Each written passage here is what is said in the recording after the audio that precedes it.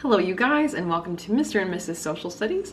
My name is Sarah, and thank you for joining us for the first installment of TPT Thursday, which I realize since I'm filming on Thursday, I kind of missed the timing because it won't be uploaded till probably Saturday. So that part's not ideal. I think I'm going to try to time it a little better next week. But I wanted to kind of start this series to go over some more regular videos dealing with very specific topics related to selling on Teachers Pay Teachers. I know a lot of you have found those videos where I put together how to create your account, how to list your first free product, as well as how to create a paid product. So I'll actually link a playlist of those below if you're interested and you need more help in getting started. But in these videos, hopefully they'll be pretty short and informative about very specific things within TPT as you are doing more of it to help you in the process. So today I wanted to address a little bit about pricing, how you determine how much to charge for your teacher products. There's a few main factors we have to consider. First, we need to consider how long it took you to actually create the product.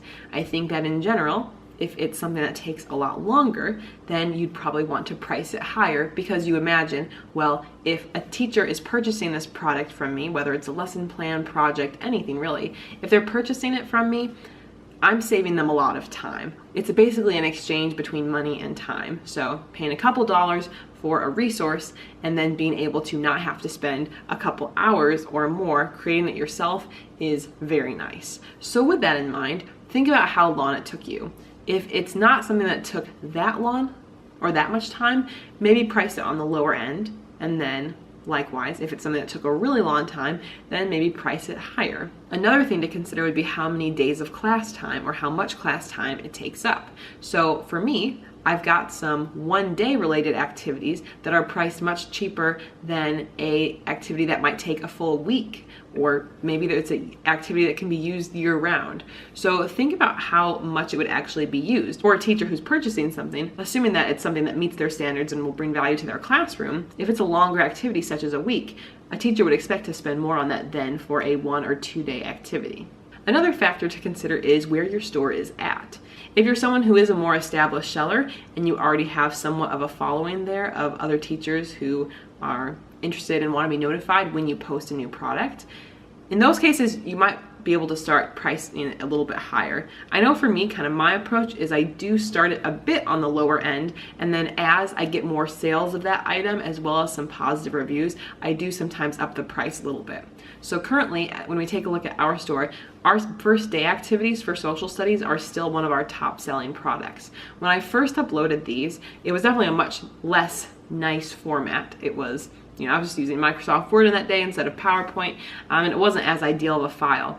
I improved it over time, and so I initially priced it at $1. Then after I started to see they were picking up a bit and I made some improvements, I raised the price to $1.50, and then now it's at kind of the final price where it will be at $2. It's definitely the tricky balance here of wanting to obviously price your products appropriately, but also, we're working with teachers here. We understand the teacher struggle and don't want to try to be taking advantage of teachers. We want everything that we create to be something that can really add value, and I know that for me as a teacher, even though I don't purchase much, I usually create most of my own stuff or work with other teachers in my school for those materials. I'm definitely very happy to pay a couple dollars to be able to get a high quality resource that I don't have to spend the time creating. You want to also make sure that your materials that you're creating are also high quality and that they're going to be very easily usable in that teacher's classroom. Finally, I think that an important layer to think about too is the stage at which you're at in terms of the level of the product you're creating. I do personally feel like there are 3 main stages in terms of where you're at with being a Teachers Pay Teachers seller. The first phase is kind of like your starter phase. You're typically a basic seller and not a premium seller at that point, meaning you get half of all of your sales, but you don't pay like a membership fee.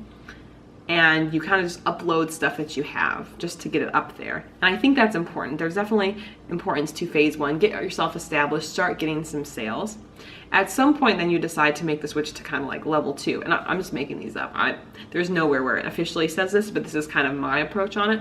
Level 2 is where you've definitely been having more sales, so you do purchase the premium membership where you get 80% of your sales in exchange for paying $60 membership per year. with that in mind, that's also where you start to care more about the overall aesthetic, presentation, copyright. You pay more attention to that. And when I say copyright, I mean adding your own information at the bottom of your sheet. Don't use copyrighted materials from others. Don't do that.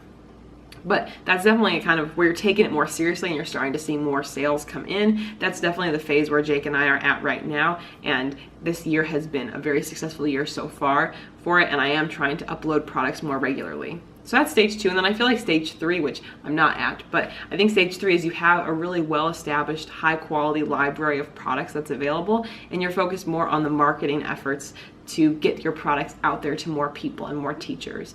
And you also maybe are paying more attention to the file types. Maybe you have more so protected PDFs.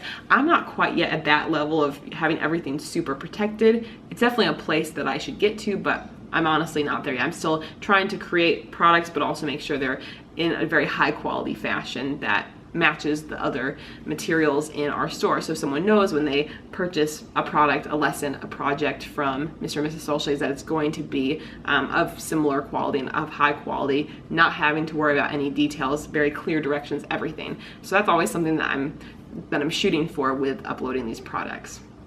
So those are some of my best tips here in terms of how you are pricing things on Teachers Pay Teachers. There's definitely no exact formula. There have been times where I expected something to do better or worse maybe than it ended up doing, and I adjusted the price a little bit.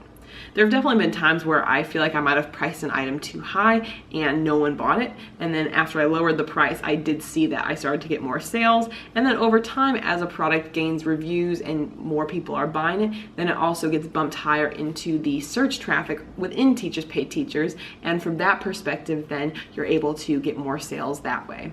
So ultimately, with these tips in mind, it is unfortunately somewhat kind of a thing you just figure out on a case-by-case basis. It will get easier over time, but just know that you can change the price of any product at any time. And I believe that if you consider factors such as how long it took you to create the product, how long it can be used in someone's classroom, and kind of where you're at in your TPT journey, I think you can use these factors to help you make more sense of how much to price things for.